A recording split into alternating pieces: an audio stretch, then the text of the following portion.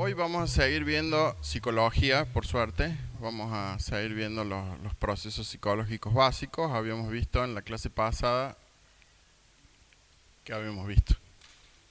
Atención y sensopercepción. Bien.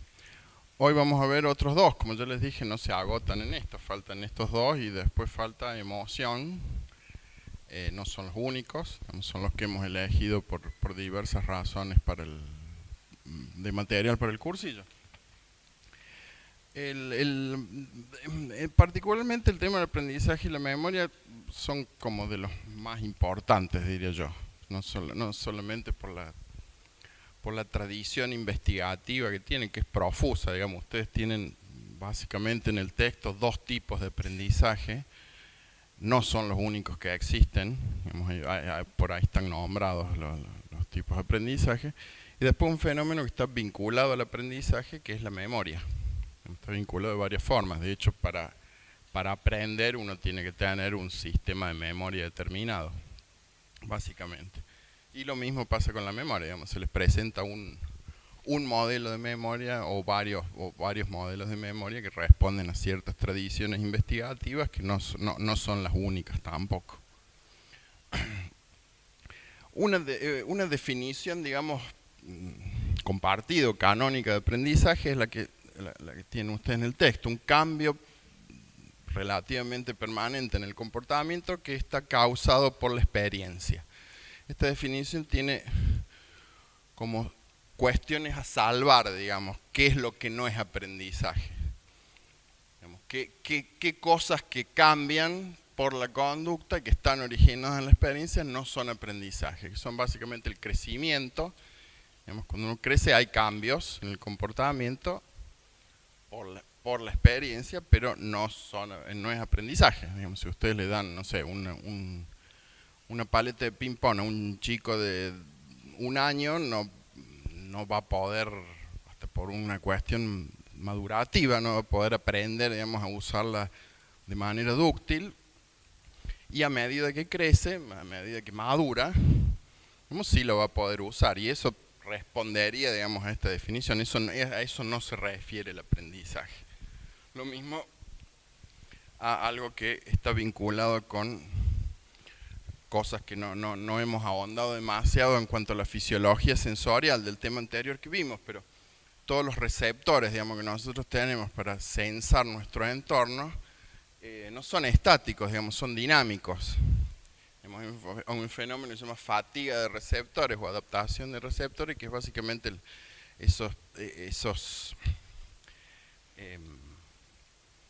ese equipamiento biológico que tenemos, digamos, no responde siempre de la misma manera a la estimulación.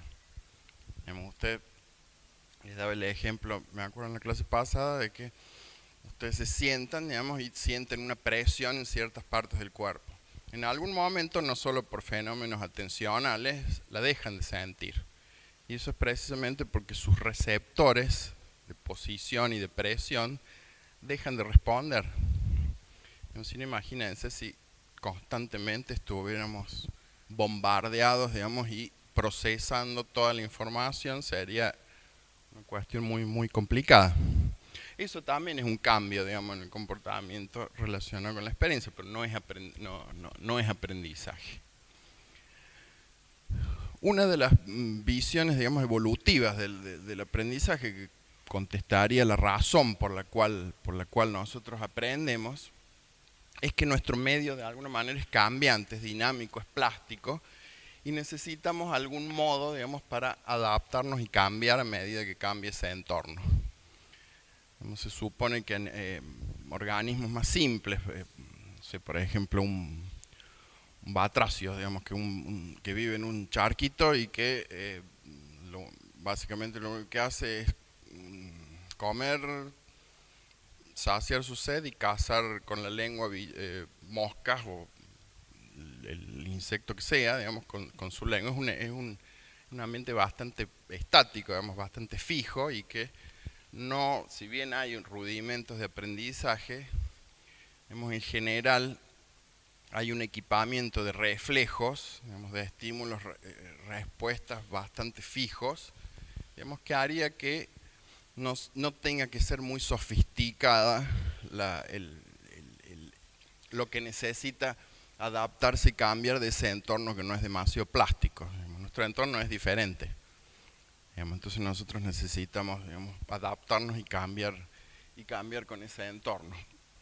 Esa sería, la visión más evolutiva del aprendizaje, que de último, como toda visión evolutiva, está focalizada en, amparar que es un fenómeno que estaría para promover la supervivencia de la especie y la reproducción de los individuos. Sería ventajoso evolutivamente. Usted básicamente en el texto tienen dos tipos de aprendizaje. El llamado aprendizaje pavloviano o tipo 1 o condicionamiento clásico. Y el segundo aprendizaje es exactamente el skinneriano tipo 2, operante. Son las distintas nombres con las cuales lo pueden encontrar. Hay otros tipos de aprendizaje. Hay aprendizaje por observación, que se llama aprendizaje vicario, que lo han desarrollado otros autores también de la disciplina psicológica, como por ejemplo Albert Bandura. Hay aprendizaje que tienen que ver, ¿no?, vieron que el condicionamiento clásico y el condicionamiento operante lo que hace es relacionar de alguna manera eventos y después evaluar a alguno de ellos en función de su impacto sobre la conducta. Bueno, hay otro tipo de aprendizaje, por ejemplo la habituación o la sensibilización, que requieren ese cambio, digamos, en la conducta relativamente permanente por la experiencia con un solo estímulo. La habituación, ustedes no lo tienen desarrollado ahí, pero es un fenómeno muy interesante y que es un aprendizaje simple, digamos, que puede ser estudiado en modelos animales muy alejados de nosotros, como por ejemplo unos caracoles marinos que se llama Aplicia. ¿Han oído hablar de Eric Kandel? Bueno, Kandel fue el que estudió es un autor muy importante dentro de las neurociencias, que estudió, por ejemplo, ese tipo de aprendizaje, sus bases neurobiológicas y neurofisiológicas, hasta describir, digamos, los canales de calcio celular e intracelular por los cuales ese fenómeno ocurre. Pero a nivel más global, digamos, la habituación es el decremento en la respuesta por la estimulación repetida de un estímulo que es no relevante biológicamente. Por ejemplo, si en este momento pasara una manifestación ahí, yo siguiera hablando, en un momento explota una bomba de estruendo, todos haríamos que se llama un reflejo de orientación, un sobresalto de orientación. A la 10ª bomba no vamos a hacer lo mismo, nuestra respuesta va a tener un decremento. Y bueno, después hay diversos, digamos, criterios por los cuales eso es un fenómeno de aprendizaje. Entre otras cosas, digamos, si hay un periodo donde ese ruido o esa bomba no, por ejemplo, no explote y después pasa un periodo y de nuevo explota la bomba, nosotros vamos a tener de nuevo una respuesta con una intensidad que no va a ser la misma que la primera, porque hay memoria y porque hay aprendizaje. Esos son otros tipos de aprendizaje. O la sensibilización, que es lo contrario.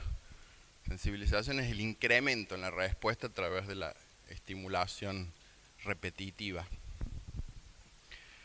Eso ha sido estudiado mucho en fenómenos relacionados con la adicción a drogas y por ejemplo los sistemas dopaminérgicos relacionados con la locomoción. Por ejemplo, drogas que estimulan el sistema dopaminérgico, como la cocaína, en lugar de hacer tolerancia, que es lo que hacen muchos efectos de las drogas, hacen lo contrario.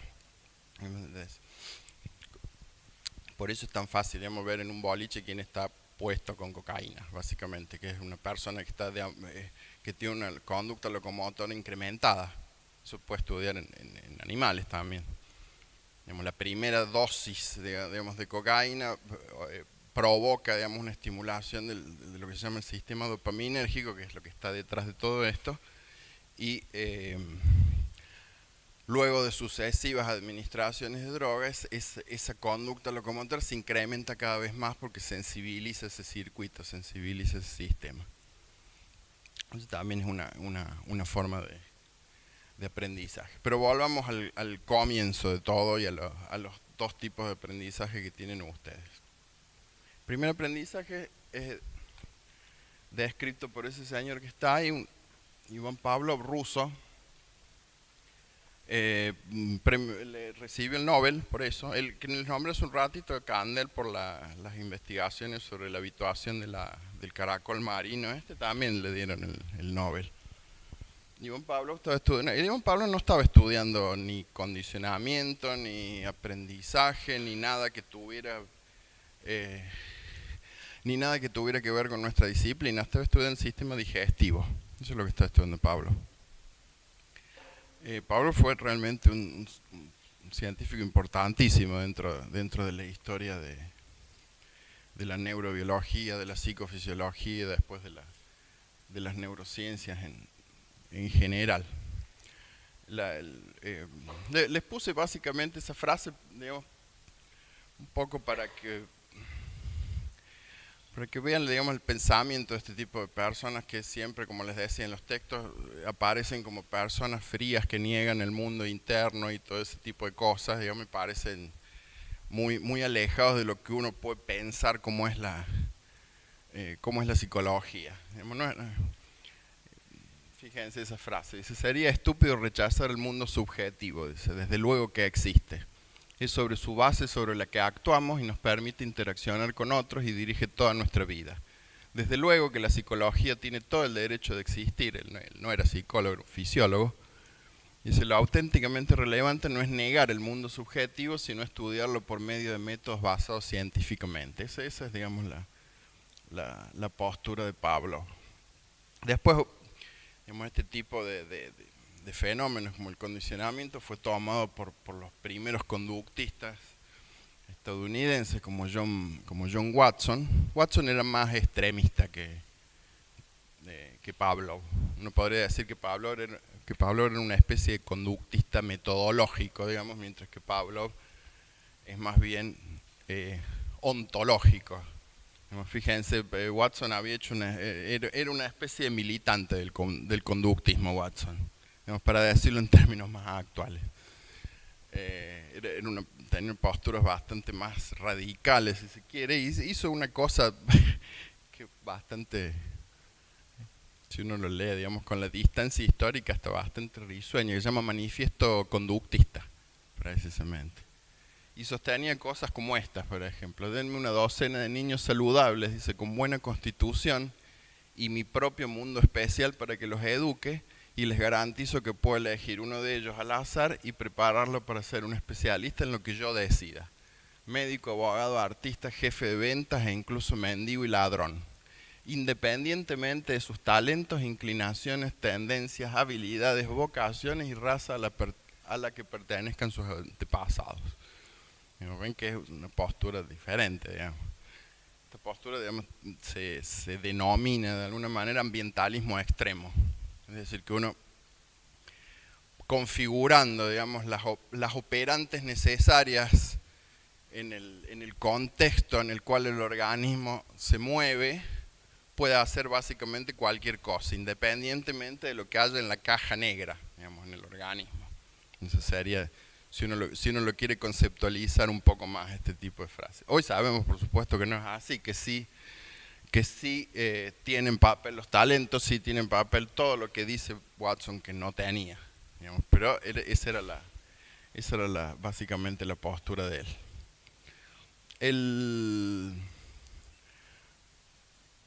Aparte, por razones históricas, digamos, el condicionamiento o este primer tipo de aprendizaje originalmente descrito por Pablo, no solamente se estudia por eso, digamos, por una razón histórica, se estudia porque actualmente, digamos, muchas de las teorías más globales que tienen que ver con fenómenos como los que les nombré hace un ratito, como fenómenos de adicción a drogas, se originan en principios de condicionamiento, digamos, al menos una visión de ello. Es decir, que no es el condicionamiento no se agota, digamos, en el perrito salivando ante la comida. Como que originalmente Pablo les llamó eso secreciones psíquicas. No, pues básicamente se lo descubrió no sé si la palabra exacta es casualidad, porque también tiene que haber un tipo como Pablo que vea el fenómeno, digamos, y lo estudie y lo formalice, pero básicamente él estaba estudiando, como les dije recién, el sistema digestivo de los perros particularmente, y empezó a observar que cada vez que un investigador entraba al recinto donde estaban los animales, sin haber visto la comida, el perro empezaba a salivar. Y ellos, bueno, tenían puesto cánulas para medir la saliva, pero ante la comida, digamos, que es lo que estaba estudiando él. Y bueno, y ahí empezó a hacer todos los experimentos que se conocen después, como entre ellos la famosa campanita de Pablo. Pablo nunca usó una campanita. Exactamente, usó una especie de diapasónometro, usó muchos estímulos, digamos, pero originalmente era una especie de metrónomo, diapasón que hacía ruido. Y se condicionaba eso.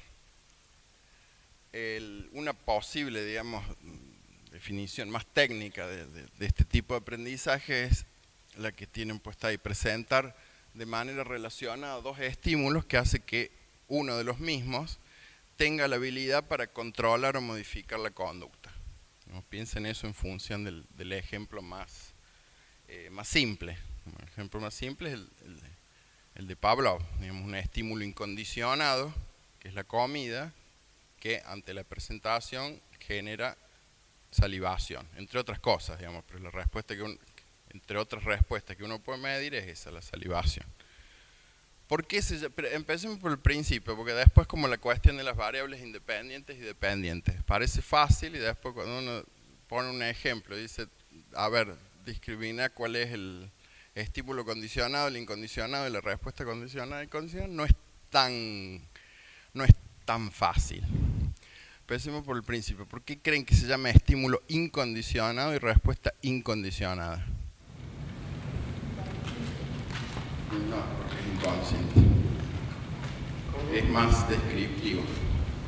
¿Por qué se les ocurre llamar estímulo incondicionado y respuesta incondicionada? Porque no se busca la respuesta. ¿Cómo sería eso? O sea, se genera el estímulo, pero es como que no sabes qué respuesta va a generar. Es como lo que ustedes deciden, la bomba explota y uno se asusta. Es incondicionado eso, no es que vos sabés. ¿En qué sentido usas la palabra incondicionado? Y que como que... No sé, por eso sería como que...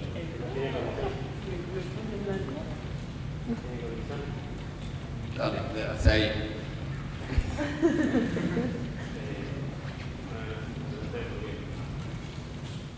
Porque no hay ninguna condición para que ocurra. O sea, la condición para que haya salivación fuera de la presentación de la comida es esa.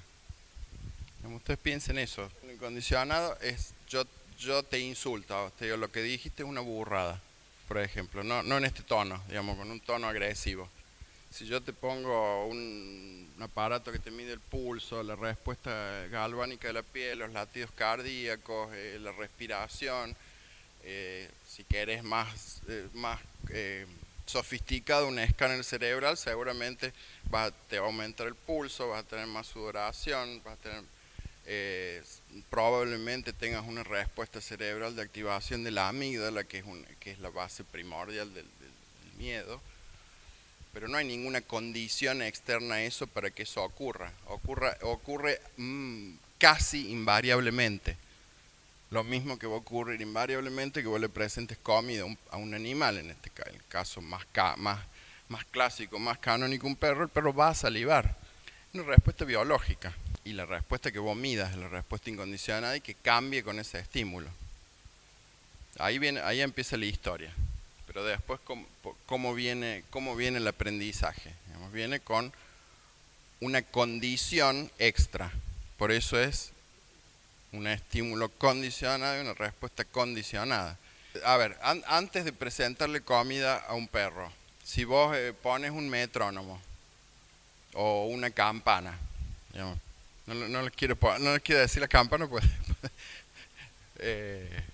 un ruido, ¿un perro va a salivar? No. ¿Cuál es la condición para que salive? Que, que haya sido asociado conjuntamente con ese evento anterior. Por eso esa es la definición de haya. Dos estímulos que hacen que uno adquiera la habilidad de controlar o modificar la conducta, porque antes no la controlaba ni la modificaba. Antes, si yo te daba un sonido, esa respuesta no se daba, el perro no iba a salivar. Pero si está esa condición previa antes de asociación de estímulos, sí va a pasar. En la época de Pavlov y de Watson, eso no, creo que no lo tiene en el texto, pero se suponía que cualquier cosa se podía asociar con cualquier cosa. Un principio que técnicamente se llama equipotencialidad de los estímulos. Es parecido a lo que decía Watson recién, digamos, que uno podía condicionar cualquier cosa, hasta una luz, por ejemplo. Y después se vio que no, digamos, que el condicionamiento tiene limitaciones y preferencias biológicas. Digamos, si vos querés condicionar un perro con la luz, no te va a salivar. No, y así con un montón de estímulos. Digamos, hay que conocer la biología, digamos, o la neurobiología del organismo para ver cuál es la mejor forma, digamos, de obtener una respuesta. Lo mismo con los principios del condicionamiento, digamos, que en general lo que se puede decir, bueno, es que es el estímulo incondicionado y lo que va a ser el estímulo condicionado, es decir, la comida con el ruido, tiene que tener muchas asociaciones, muchos apareamientos se llaman en terminología técnica del condicionamiento. Es decir, tienen que ser presentados correlativamente muchas veces. Después se descubrió que hay otros aprendizajes que no. Digamos que hay una preparación biológica para aprendizaje que con un solo ensayo ocurren. Sí. Entonces, el estímulo condicionado sería el que puede modificar la conducta. Claro. Exactamente. El incondicional modifica la conducta en el sentido que vos presentas la comida y salivación, eso lo puedes tomar como una modificación de conducta. Pero en el sentido enfocado al condicionado es ese, digamos, el que adquiere una capacidad que antes no había. ¿Por qué adquiere esa capacidad? ¿Cuál es la información que contiene ese estímulo condicionado? Es una información de tipo predictiva. Digamos, vos le estás con el ruido, si ha estado asociado anteriormente, la información que le dice que está prediciendo al animal va a venir comida. Y por eso ocurre la extinción. Si vos después sin esa asociación presentas muchas veces el ruido y nunca más volvés a presentar la comida, la salivación va a decaer, porque se extingue y porque pierde valor informativo ese estímulo. ¿Se entiende la lógica del condicionamiento? Entonces podríamos decir que el condicionado depende del incondicionado, digamos, como esa relación constante. Claro, depende porque tiene que estar asociado a ese evento previo, si no, no va a ocurrir nada. Les decía recién que había tipos de aprendizaje, por ejemplo, con una sola asociación basta, que es un tipo de aprendizaje que se denomina aversión adquirida al sabor. Que uno lo puede comprobar, que es básicamente una forma evolutiva de evitar ciertos alimentos que pueden envenenarnos. Si vos comes algo, tomas algo que después te cae mal, con esa sola asociación después vos lo vas a evitar eso. Vos vas a aprender a evitarlo y vas a generar un montón de asociaciones con eso que con un solo evento basta.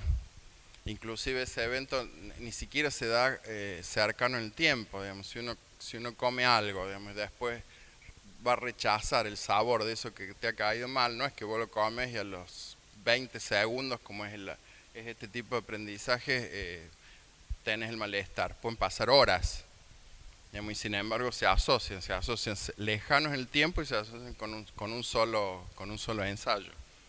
Digamos, porque hay una preparación biológica para eso, digamos, para que ese aprendizaje sea posible. Entonces, sí. Después cuando el perro ya empieza a presentamos el ruido, por ejemplo, solo, el perro deja de salivar. Ahí en el condicionamiento ya no puedes hacer el condicionamiento. No, ahí lo que estás obteniendo es una respuesta que inicialmente era neutra, que es una respuesta condicionada, que se va a ir, primero va a tener una magnitud determinada y después se va a ir extinguiendo. Y eso vas a tener. ¿Qué es lo que dice ahí? La fortaleza del estímulo condicionado baja luego de la sola presentación del estímulo condicionado. Entonces el estímulo incondicionado vendrían a producir cambios fisiológicos nomás, el condicionado además del fisiológico produce un acto. También es, digamos, si vos podés estudiar la fisiología del condicionamiento. Tómenlo en términos más descriptivos. ¿Qué diferencia hay entre la respuesta incondicionada y la condicionada? ¿Qué diferencia hay entre dos? Si las dos son salidas. Está muy buena la pregunta. En este caso es la misma. Es lo que se llama en la terminología del condicionamiento, son respuestas isodireccionales, en la misma dirección, que no siempre ocurren. El ejemplo que ustedes tienen después que es un poquito más compleja de la cuestión de las respuestas compensatorias a drogas, la respuesta condicionada es opuesta a la respuesta incondicionada. O sea, si a vos una droga te da hipotermia o bradicardia, lo que sea, la respuesta condicionada va a ser de valor opuesta a esa. En este caso es la misma. Ya lo vamos a ver. Pero igual acá lo que importa, digamos, si fuéramos a hacer una diferencia, sería el mecanismo o el procedimiento por el cual se llega a la respuesta, ¿no? Una es como biológica. Es la asociación entre dos hechos, que uno de ellos toma capacidad predictiva de algo. Claro, esa sería la condicionada. La otra es biológica. El estímulo incondicional y la respuesta incondicionada son digamos, más fuertes y son de alguna manera estables, digamos. Como les decía, siempre que uno presente comida, el perro va a salivar. Sí, siempre entre comillas, digamos, puede tener un problema de salivación el perro, ¿no? Me refiero en condiciones normales. Ahora, si viene un perro y yo le presento sin haberlo condicionado un ruido, no va a salivar el perro, a no ser que haya habido la asociación previa. Pero el estímulo siempre es el mismo, ya sea incondicionado o condicionado. No, el estímulo no es el mismo. En un caso el estímulo es la comida y en otro caso el estímulo es un ruido.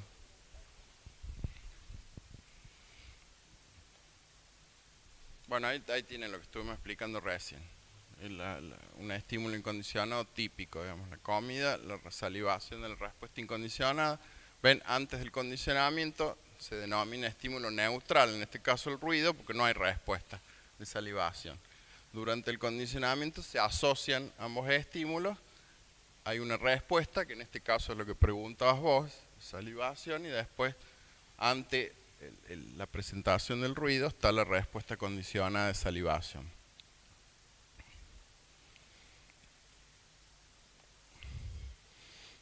Hay diversas relaciones temporales, digamos, en la presentación de ambos estímulos.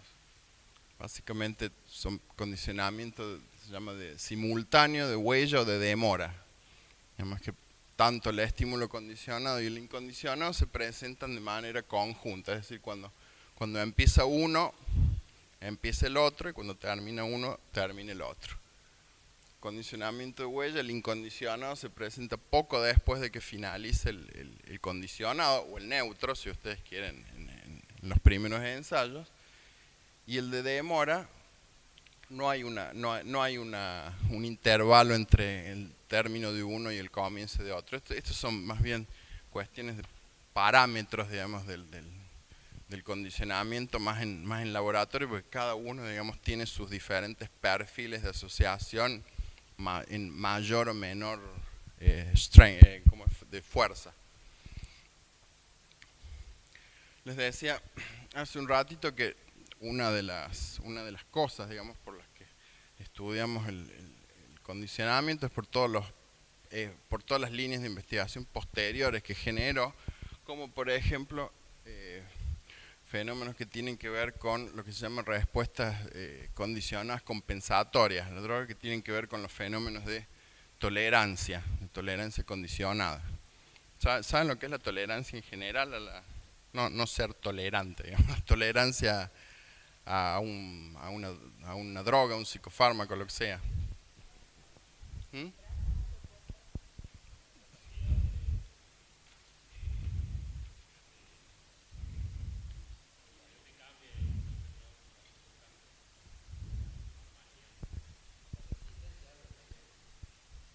Sí, digamos, no técnicamente, pero por ahí viene la cosa. No, en este caso no es adaptación de los receptores. Básicamente la tolerancia se define como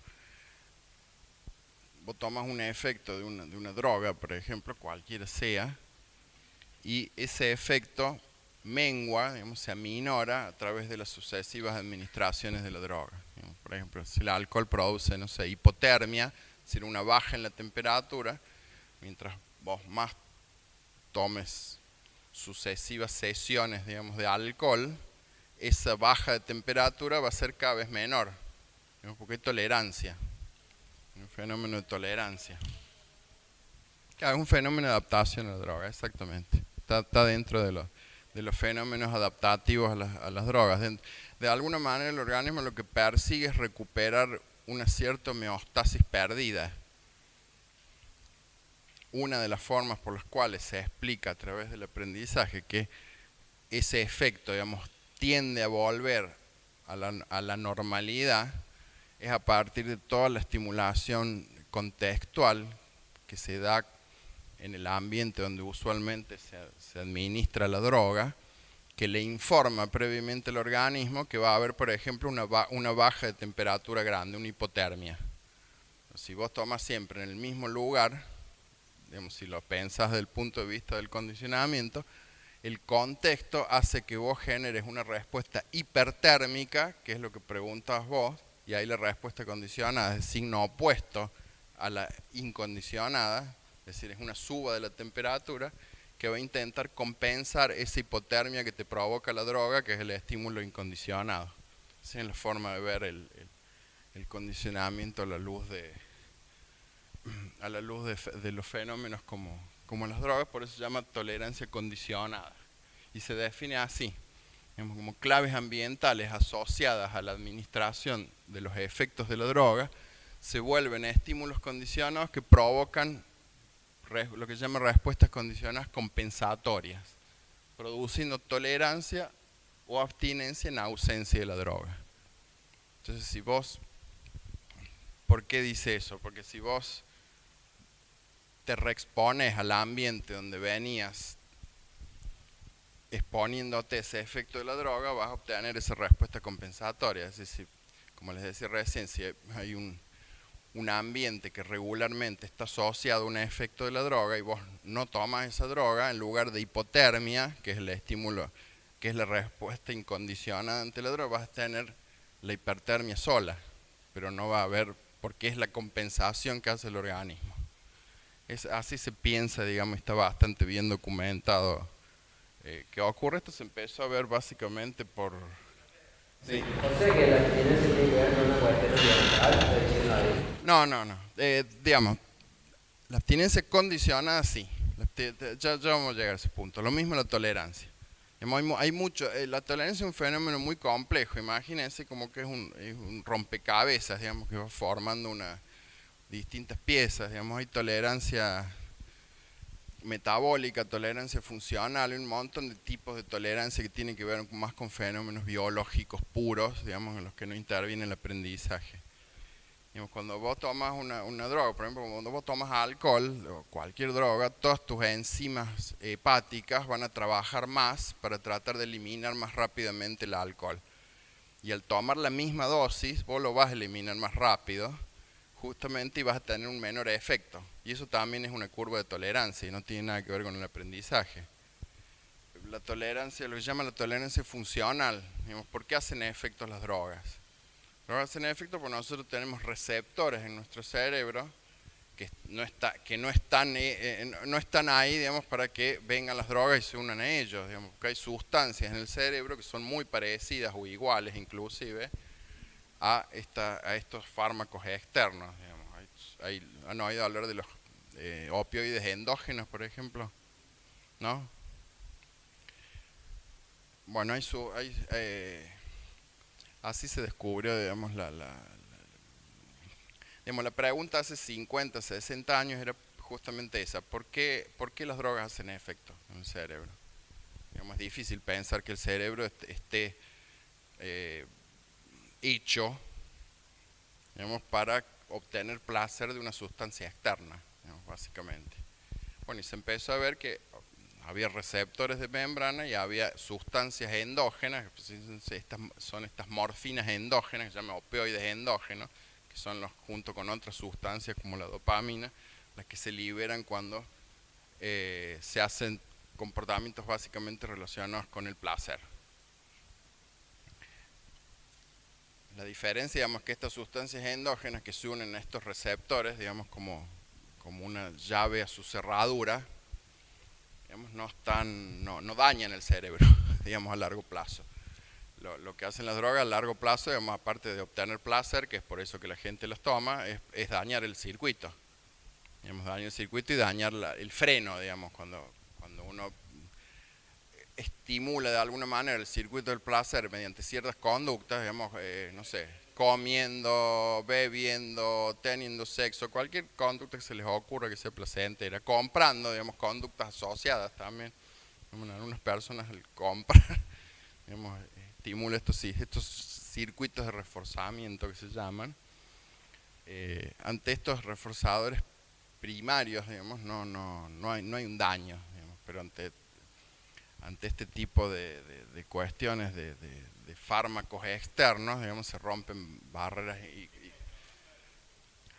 digamos, primero te bajan los frenos inhibitorios, se llama, digamos, cuando vos tomas algo, comes algo, lo que sea, digamos, en algún momento parás, digamos, que es lo que no pasa precisamente con las drogas, digamos, rompe ese tipo de mecanismos. Bueno, todo esto venía porque esos receptores, digamos, que les decía que era análogo a una especie de cerradura con su llave, digamos, porque cada droga tiene su conformación química diferente, digamos, y cada receptor de membrana tiene también esa cerradura diferente para que impacte la droga en distintos lugares de los receptores de membrana. Esos receptores, ante las distintas sesiones, digamos, o administraciones de droga, cambian su conformación, se regulan para abajo, cambian su conformación, ¿no? Hay un montón de fenómenos, digamos, que hacen que el efecto de la droga disminuya también. Y eso también es tolerancia, se llama tolerancia funcional, que son fenómenos neurobiológicos, digamos, que ahí no tiene que ver con el aprendizaje.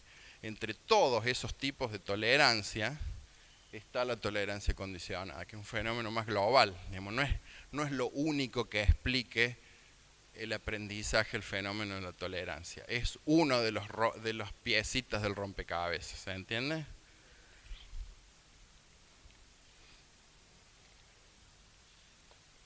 Estas son la mayoría de estas cosas de aprendizaje, digamos, que son aplicables a organismos humanos, se sabe por modelos animales. De hecho, esta cuestión de la tolerancia condicionada se empezó a ver a partir de anécdotas de gente adicta a la heroína, de heroinómanos, que aparentemente morían por sobredosis y después de muchas investigaciones nunca podían probar que hubiera sido una sobredosis lo que los mató. Y se empezó a pensar que podría estar relacionado con algo de esto, digamos, que algo en el ambiente usual, en la parafernalia que se usa, que en general es relativamente estable, digamos, con los mismos lugares, las mismas compañías, etcétera.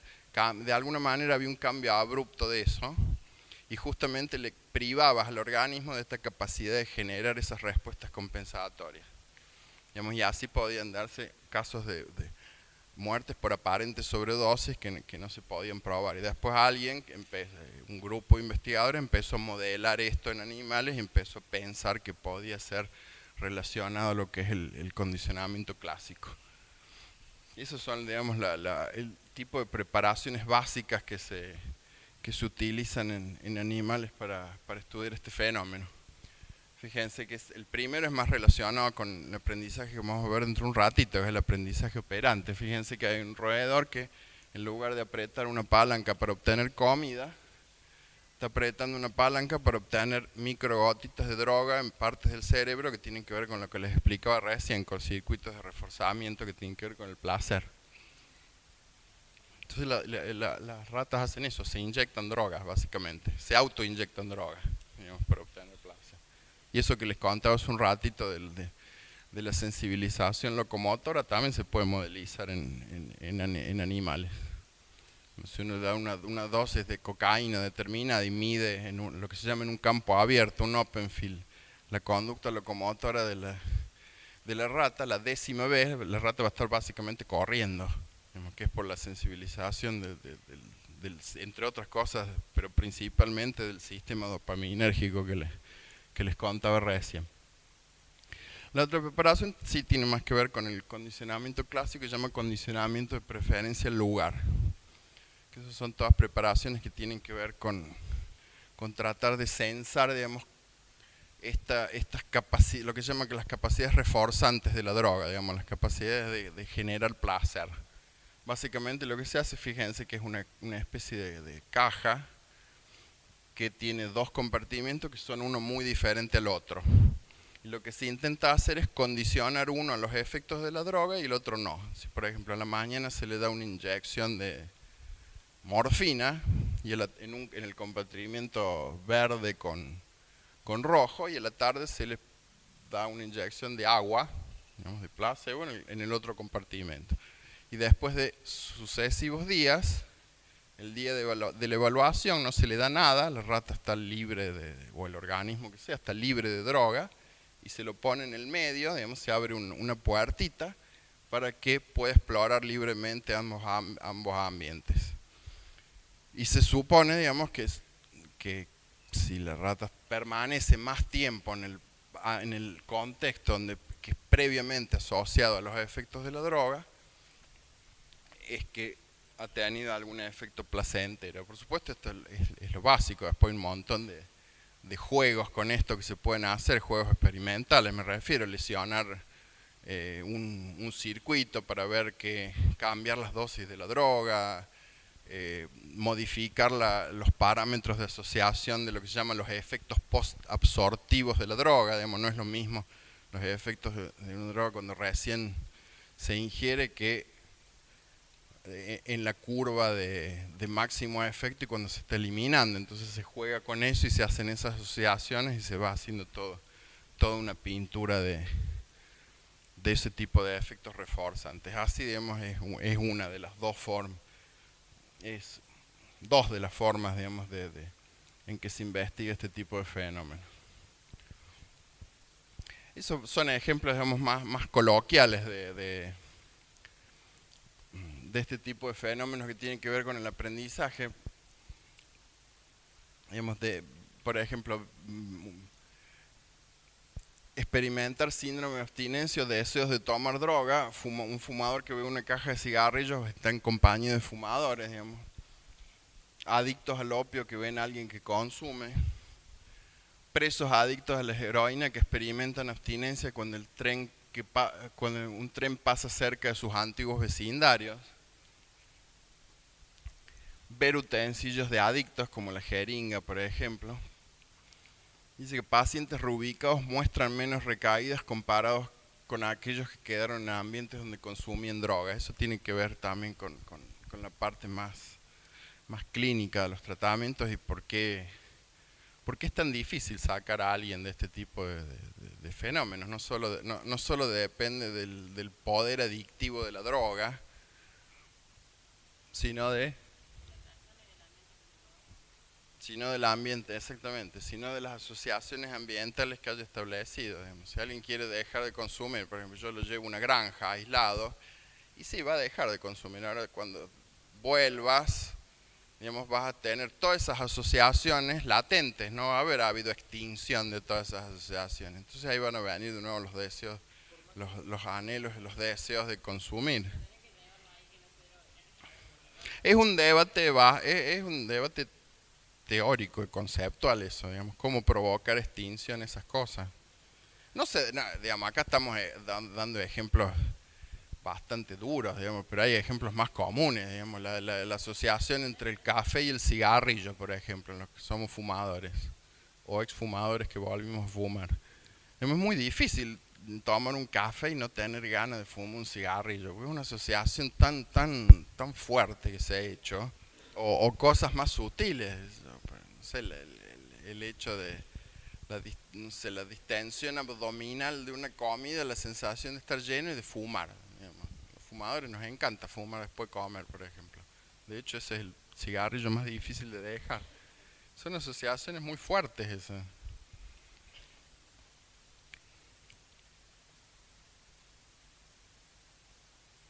Bueno, esto es todo lo que les estuve explicando recién, básicamente. Eso en cuanto al aprendizaje pavloviano, digamos, para que tengan una pintura más actualizada, aparte del perrito salivando, digamos, que eso les va a servir para discriminar estímulos, pero es por esto que se estudia, digamos, porque no quedó ahí. Digamos, hay un montón de fenómenos. La adquisición de fobias, por ejemplo, la adquisición de fobias se puede llegar a ser explicada en muchos casos por condicionamiento. El otro aprendizaje es el condicionamiento operante tipo 2 o skinneriano, que en realidad no fue Skinner el primero que lo describió, sino más bien él fue el que lo indagó más profundamente e hizo más formalizaciones de este aprendizaje. Skinner es el señor frentudo que está ahí a su izquierda de la pantalla. Ahí no se ve muy bien, pero esa es una caja de Skinner, que es parecido a lo que les mostré recién con las drogas, nada más que es una caja de Skinner clásica. Esa es una rata apretando una palanca y obteniendo un reforzador que es o comida o una cucharita que le levanta bebida, una solución acuosa o azucarada o lo que sea. El primero que estudió esto, digamos, que describió este tipo de aprendizaje fue Thorndike, mediante lo que se denominaban cajas problema, que básicamente era un animal, un organismo confinado en un recinto cerrado que tenía que generar alguna conducta para salir. Digamos, básicamente eran las cajas problemas de Thorndike. Y lo que medía era la latencia entre que ejecute esa conducta para salir y cómo esa latencia, digamos, ese intervalo iba aminorándose, se iba decrementando cada vez más, es decir, el animal aprendía, digamos, cada vez más a ejecutar una conducta para obtener un reforzador. En este caso el reforzador no era comida o como en los otros casos, sino era escapar de una situación displacentera, que es lo que después se conoció como reforzamiento negativo, que es lo que hacemos cuando... claro, el reforzador ahí es escapar de algo que no te gusta, para decirlo en criollo. A ningún animal le gusta estar confinado en su libertad. Hay un montón de ejemplos de reforzamiento negativo, digamos, que no es lo mismo que castigo, ¿no? Que es otra cosa. El reforzamiento negativo es mediante una conducta operante cesar una situación básicamente displacentera.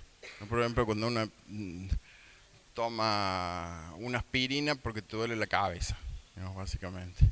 Vos vas a tender a repetir esa conducta si fue exitoso. Si no te hizo nada, vas a hacer otra cosa. Digamos, vas a ser otro operante, digamos, si uno lo analiza en función del condicionamiento. Pregunta, porque yo no me quedo muy claro el texto. Si, por ejemplo, yo tengo al animal en ese caso problema, pero apenas el animal se libre, yo le pego, ya no va a querer salir más. Y bueno, ahí le estás agregando un elemento más. Pues el animal ejecutó una conducta operante exitosa y vos lo castigaste por esa conducta operante. Ahí hay que ver qué efecto tiene eso. La diferencia principal con el condicionamiento anterior es que el condicionamiento pavloviano de alguna manera es, si se quiere, más pasivo, digamos, expuestos a diferentes estímulos y vos medís respuestas. Acá el organismo ejecuta una conducta, digamos. Una de las definiciones de condicionamiento skinneriano es ese, que el comportamiento es mantenido y regulado por las consecuencias que genera. Digamos, ahí la consecuencia es salir. Digamos, y esa conducta va a ser mantenida y regulada por eso. O cualquier conducta operante que se les ocurra. Es decir, el comportamiento es una respuesta ante la estimulación ambiental. El concepto clave acá es el de reforzador. Skinner lo definió. Acuérdense que Skinner, digamos, uno puede hacer descripciones y estudios neurobiológicos y neurofisiológicos de esto, ¿no? De lo que pasa en el cerebro, del circuito de reforzamiento. Entonces, pues eso es posterior, digamos. Esta gente lo que hacía eran cuestiones descriptivas de lo que les decía de caja negra. Digamos, no les importaba lo que pasaba en el cerebro, en el organismo, lo que sea. Digamos, lo definía en términos descriptivos.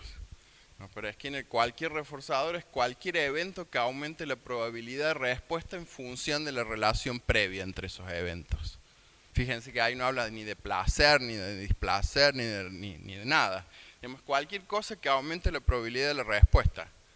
Digamos, es una definición bien descriptiva, externa al organismo. Digamos, aquello que hace que la conducta aumente, aquello que hace que la conducta se incremente. Aquella consecuencia que sigue la conducta que se evalúa como recompensa, pero eso no, esa estrictamente no es una terminología de Skinner. Evaluación, digamos, evaluación de algo no es una terminología que usa Skinner.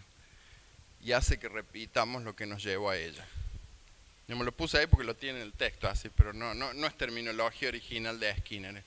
Skinner le daría urticaria si alguien diría evaluación de algo.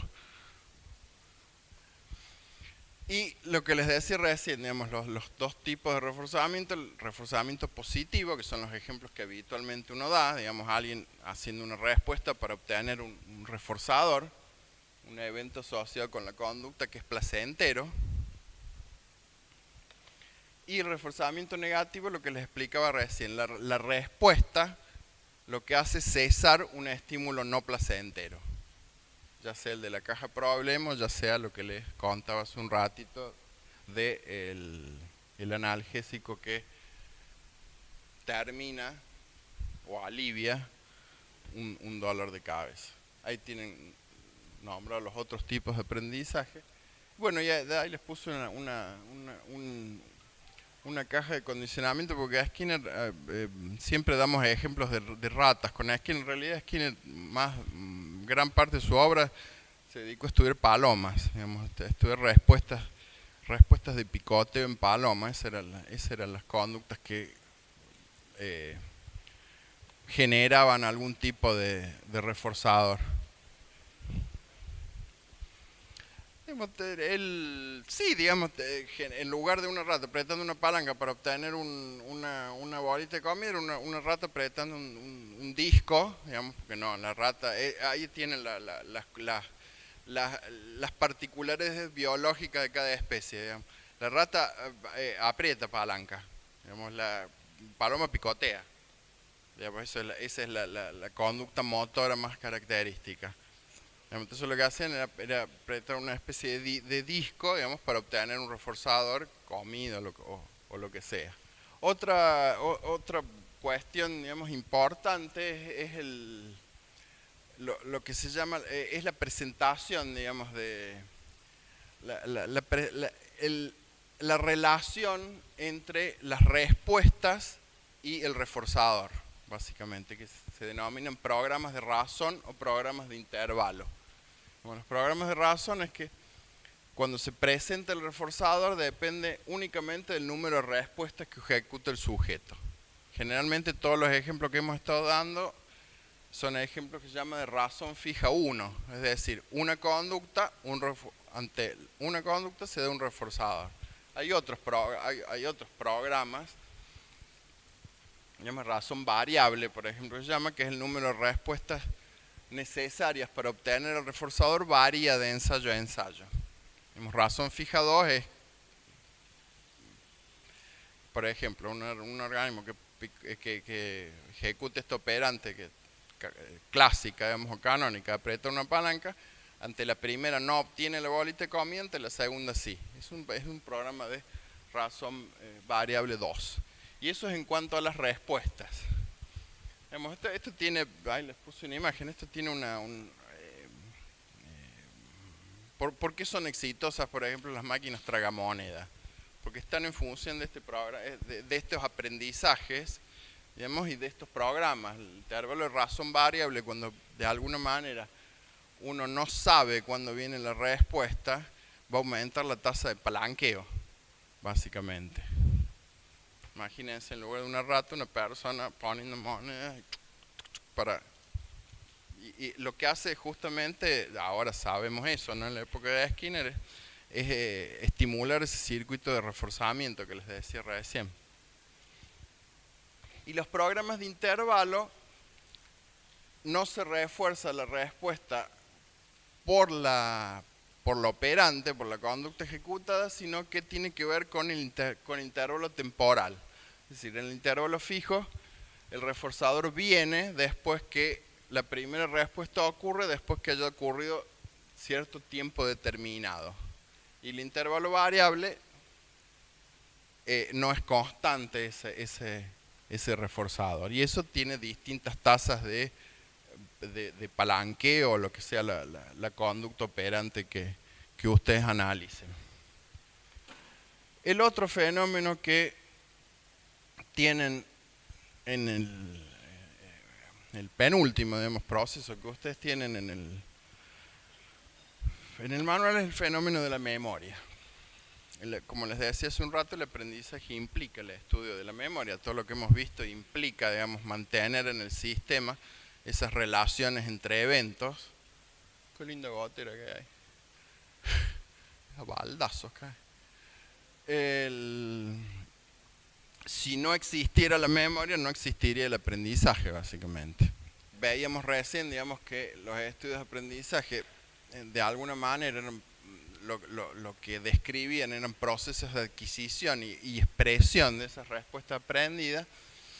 Y los estudios de memoria en general lo que evalúan es la permanencia de los procesos y qué condiciones favorecen o no favorecen el almacenamiento de la información y su posterior recuperación. El esquema general de la memoria es cierta información ambiental que es sensada y asimilada por los sentidos, después procesada de acuerdo a ciertas reglas y almacenadas para luego después recuperarlas. Ustedes tienen básicamente dos modelos de memoria. El modelo le llama memoria a corto plazo y modelo de memoria a largo plazo. ¿Se acuerdan que en una clase lo nombramos de memoria a largo plazo, que lo estudiamos con esta organización de categorías jerárquicas que era parecida a lo que Marino relacionaba como esta estructura de una teoría? Yo les decía que la memoria a largo plazo de alguna manera funciona como un explorador de Windows bien organizado.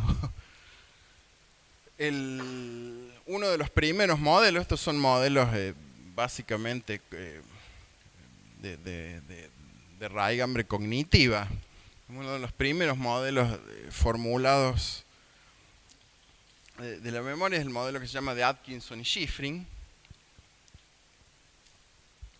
que prevé básicamente tres componentes. El primer componente, que es un componente fugaz o lo que se llama memoria sensorial, es un primer almacén que se supone crea copias exactas y fieles de los estímulos recibidos, como si fuera una cámara de fotos, pero es algo muy fugaz, digamos. El procesamiento posterior que le da el sentido o el significado de la información es el segundo almacén, que es el sistema a corto plazo o memoria de trabajo, que se denomina. Y una información transformada y codificada de manera lingüística que tiene la característica de que si no hay un repaso, decae y tiende a ser fugaz, a evanecerse, digamos, a desaparecer. Digamos, la información se olvida. Y otra de las características es que, ya la habíamos visto enganchado con fenómenos en el modelo de atención que habíamos visto, es que la cantidad de unidades de información es limitada. Digamos, a diferencia de la memoria a largo plazo, que se supone que el almacenaje es ilimitado. Y les decía que la memoria, en la clase anterior, que esta memoria a corto plazo, working memory, básicamente la información que puede manejar es entre 5 o 9 elementos. ¿Se acuerdan ese test de los dígitos? Les decimos que hacemos repetir primero 2 dígitos, después 3, después 4, después 5. Bueno, esa es una forma de establecer la cantidad de elementos que tiene. En general, la gente más de 9 elementos no va a poder repetir. Digamos, a no ser que use estrategias puntuales, digamos, como las parecidas a las que usamos bueno, ahora están los directorios de los celulares, pero si uno tuviera que recordar un número de celular, en general lo que hace es agruparlo de a 3. Entonces ahí podría transformar 3 unidades de información en una sola. Entonces ahí podés ampliar de alguna manera la capacidad mediante alguna estrategia de memorización, pero sin que medie eso, digamos, las unidades informacionales van entre 5 y 9 elementos. Y la memoria a largo plazo, una de las características es que se supone que es ilimitada y que no sufre, es relativamente indeleble, digamos, no sufre atenuaciones con el paso del tiempo. Y eso tómenlo con pinzas, porque sí hay fenómenos que se llama reconsolidación, que supone que cada vez que uno evoca una memoria a largo plazo hay una ventana temporal donde esa memoria sí puede ser manipulada, sí puede ser cambiada inclusive.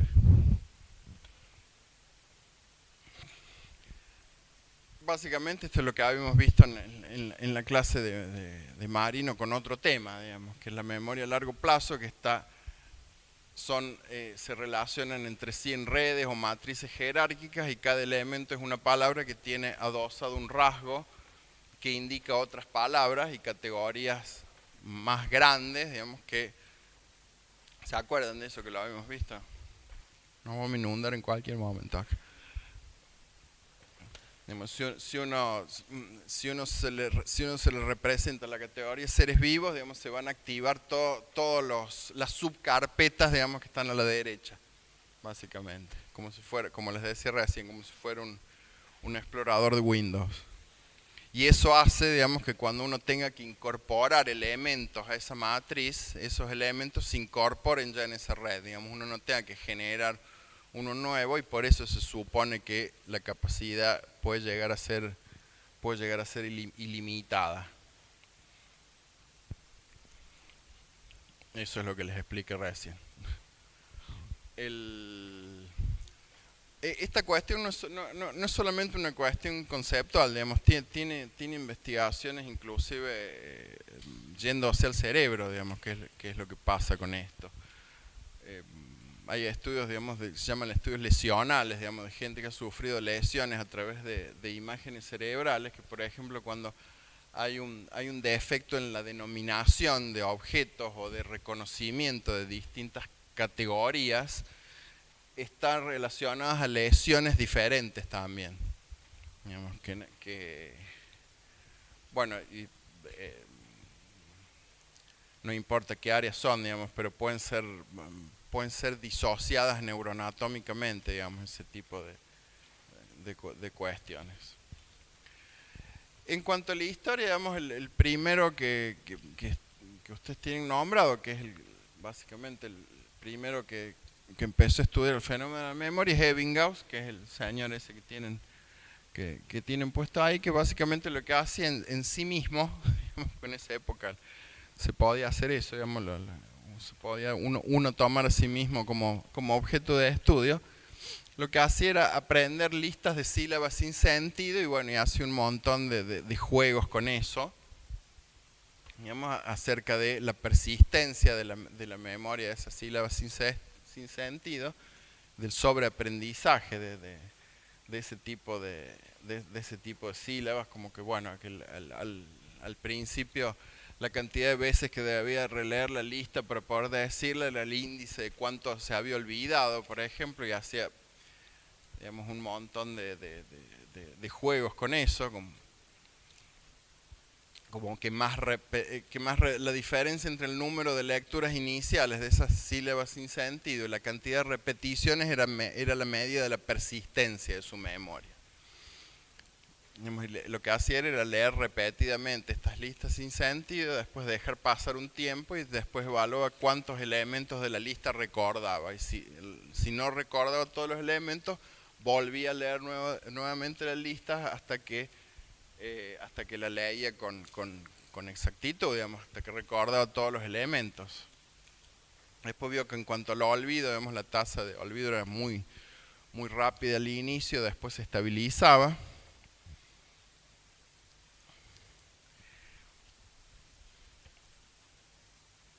Y después, digamos, vio esta cuestión del sobreaprendizaje, que básicamente que es a mayor lectura inicial había una relación directa entre la cantidad de lecturas y el tiempo por olvidar las listas, básicamente.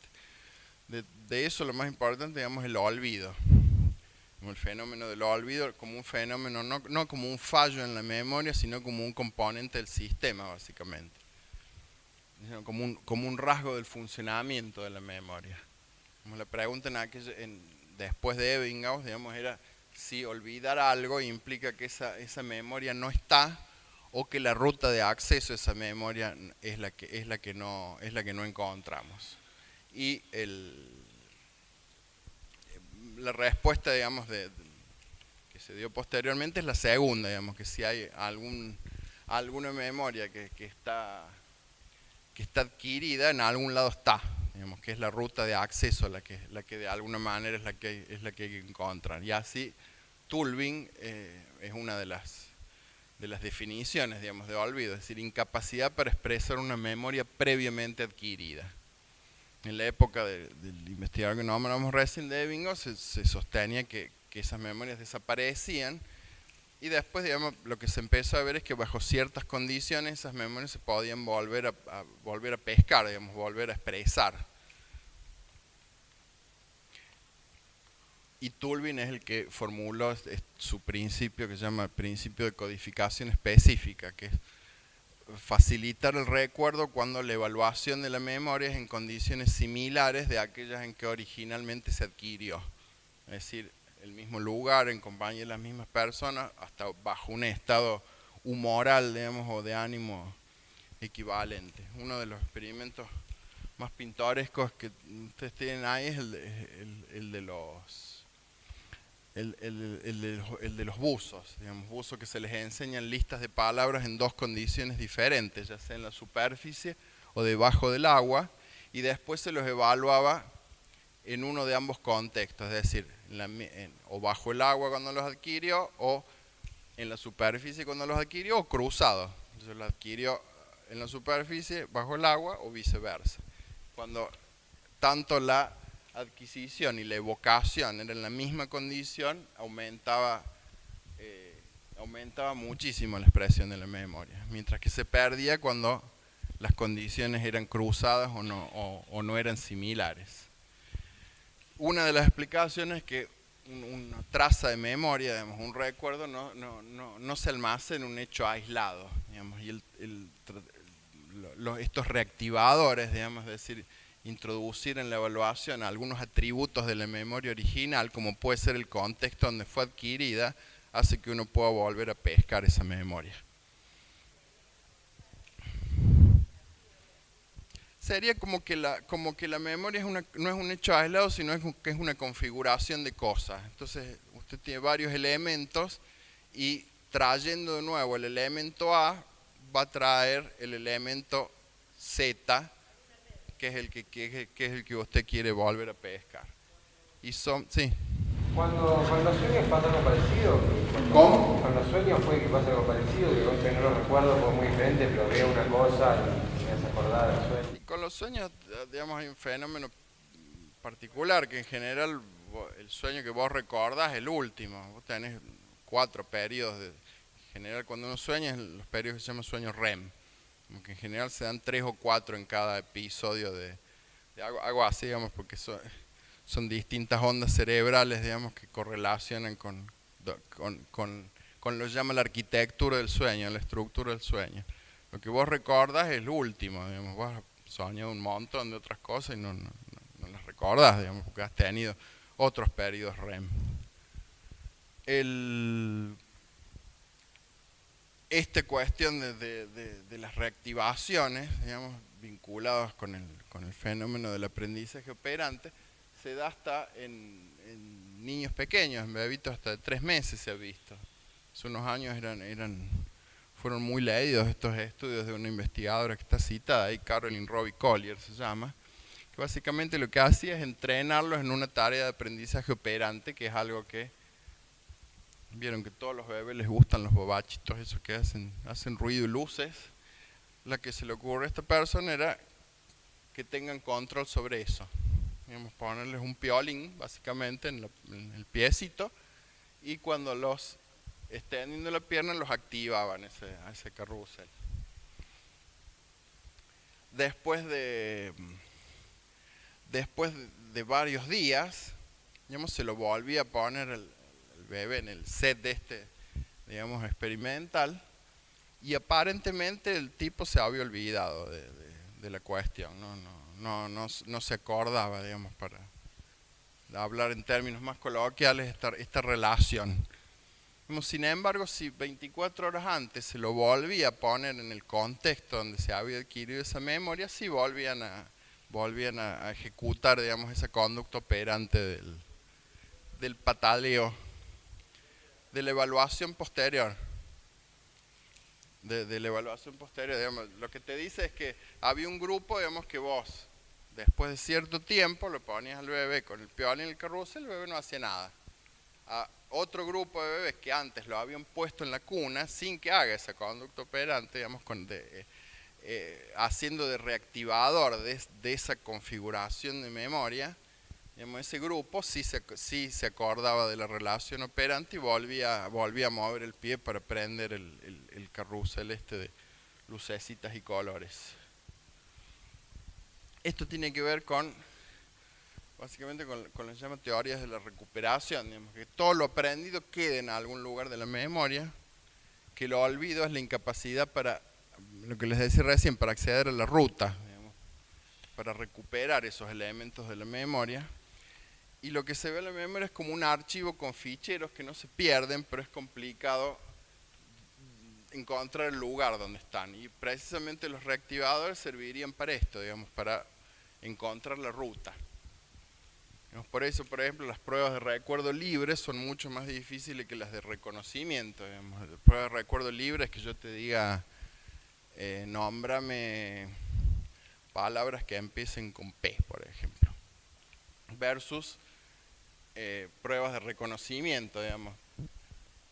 Recordar nombres de películas con fotos de los personajes, por ejemplo.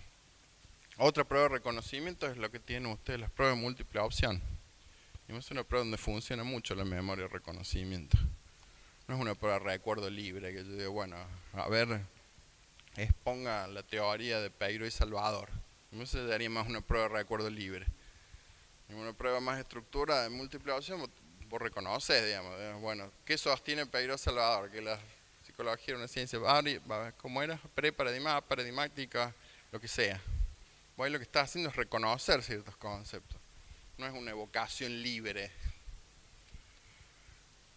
Así que bueno, básicamente lo que hemos visto son 2 tipos de aprendizaje en la primera parte, y en la segunda parte hemos visto un esquema básico, digamos, de lo que los 3 primeros almacenes de memoria, y después una pequeña introducción histórica al estudio de la memoria y a estas teorías de la recuperación. Y nos vemos el martes. ¿Hoy es? Jueves, está bien, el martes. Nos vemos el martes. Suerte, chicos.